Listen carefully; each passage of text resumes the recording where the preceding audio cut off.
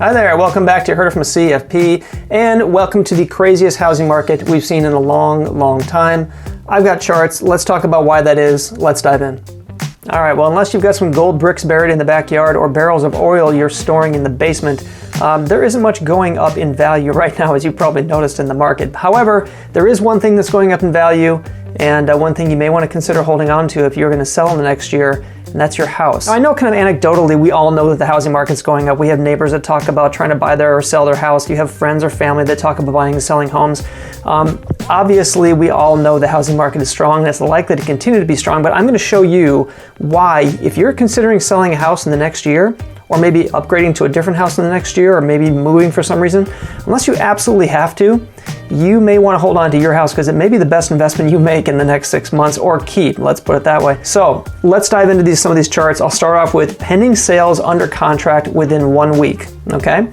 44%, according to Redfin, which is a fairly big data aggregator and transaction hub there for real estate transactions, 44% of pending sales under contract within 1 week nationwide on average. So on average, 4-week average share pending sales under contract, 1 week of listing, 44%. Obviously up since 2020 and 2021. The market just continues to be strong. Homes are selling absolutely like that.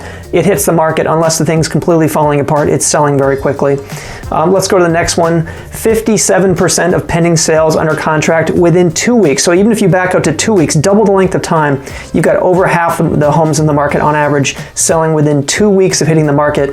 That again is up from 2020 and 2021. Just continues to be a very high demand, relatively low, historically low interest rate environment. Homes just continue to fly off. Median sales price, let's move to the next one, up 15, let's just call it 15% on average year over year. 4-week rolling average, this is up substantially from 2020, even a couple of years ago, when people just weren't turning houses over as quickly. Roughly $275,000 median value, up now to about over $350,000 median value. Absolutely astonishing what the housing market has done. If you have a home, you may want to hold on to it for the next year. And if you are looking to buy, you're probably going to hate me after watching this video, but I'm sorry.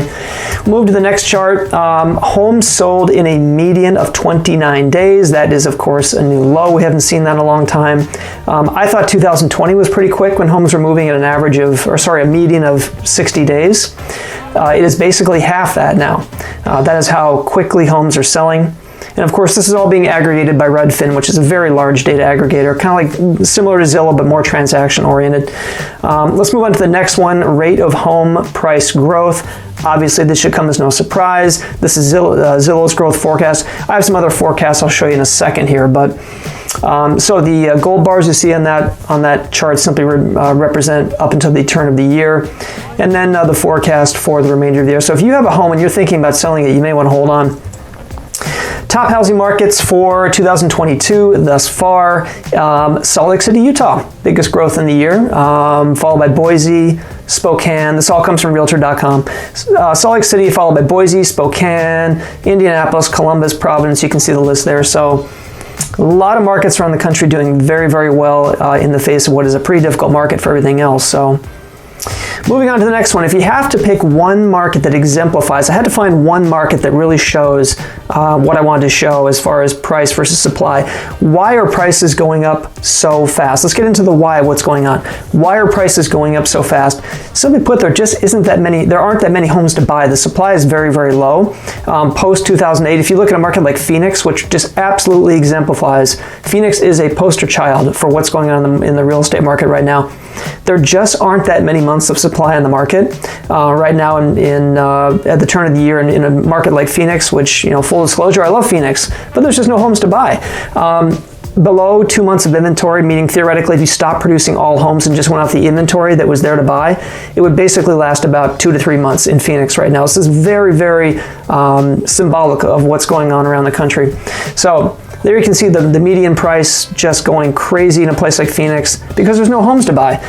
Post 2008, you can see the huge boom in months of supply on that chart in Phoenix. That's very much what you saw nationwide.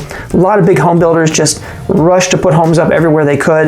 When the crash happened, it spooked them. They stopped building homes and they just never recovered. The supply just kept dwindling. And with rates as low as they are, people bought homes quickly and there's just nothing left to buy. Not really. They're not building them fast enough. Total inventory homes for sale in the U.S. And again, you see this theme repeated over and over again. Why are prices doing what they're doing? It's because there just aren't that many homes to buy. The inventory of homes for sale is at a historic low. This is actually tracked fairly closely. I'll show you that data in a second.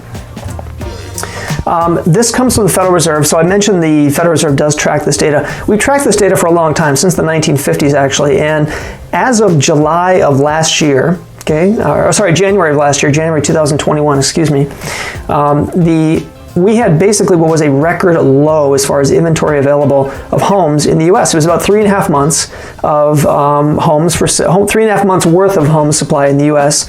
At that time. So we're up a little higher than we were, but it's still historically a very low supply. If you back this chart out, like I said, we've been tracking this data for a long time in the U.S., all the way back to the 1950s, and you can see, of course, that historic low of 3.5 months worth of supply right there. And we're a little higher than that now. It's about 6 months, maybe 5.5, 6 months, but an absolutely amazingly low inventory of homes. And it just doesn't seem to be getting much better in the interim. So that is why prices are going so crazy, because there just isn't that many homes to buy. We have a lot of people looking for homes, and of course you enter in these cash bids from institutional buyers like the BlackRocks and the KKRs of the world, and of course you have a situation where there's just not that much to buy. So yeah, interesting. How much will home prices rise in 2022? This is kind of interesting. I found this on Realtor.com through the Fortune website.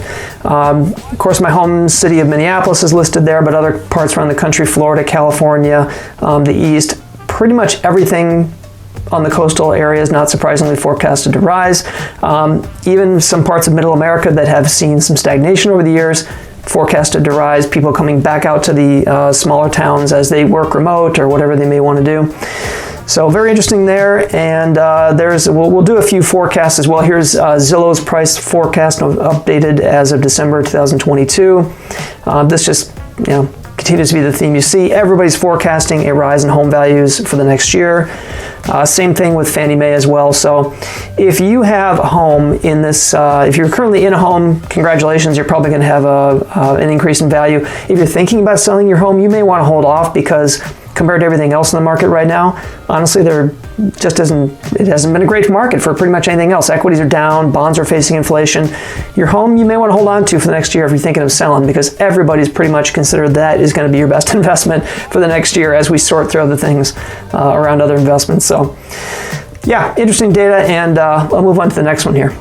Okay, so given that backdrop, it's very likely, let's say, not guaranteed, but very likely that housing across the country, if you already own a home, will continue to go up in value. It's very likely given the inventory situation. Not guaranteed, but fairly likely. So again, if you have a home, you might want to hold on to it.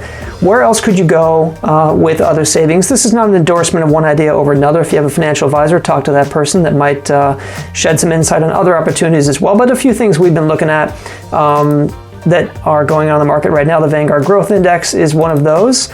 Obviously, it's taken a hit over the last 4 or 5 months. Here's a chart of the Vanguard Growth Index. That's basically your large cap tech, large cap growth names. There is, of course, the Vanguard International. This is just happened to be Vanguard funds. There's lots of options out there. The VEA, which is the Vanguard ex-US International Large Cap, that's obviously taken a hit over the last 4 or 5 months, as well as the Vanguard Mid Caps. Mid Caps have taken a bit of a kick the last 4 or 5 months, and even short-term bonds. If you're looking for a short-term cash option or short-term notes, short-term government securities, the BSV, which is Vanguard's short-term bond index, is even down over the last 4 or 5 months. So lots of selling going on. As it relates to your buy, sell, and hold decision, your decision to hold on your house is probably a pretty simple one at this point. If you wanted other ideas, you may want to reach out to your advisor or to us directly and ask what else is going on in the market lately. So there's a few things we've been looking at that I've been looking at. Again, this is general education only. Consult with your advisor if you have questions. But again, remember that your most valuable asset is your time. I'm going to leave it there for today. Take care of yourself, take care of your family, be healthy, and I will talk to you again soon. Take care. Bye-bye.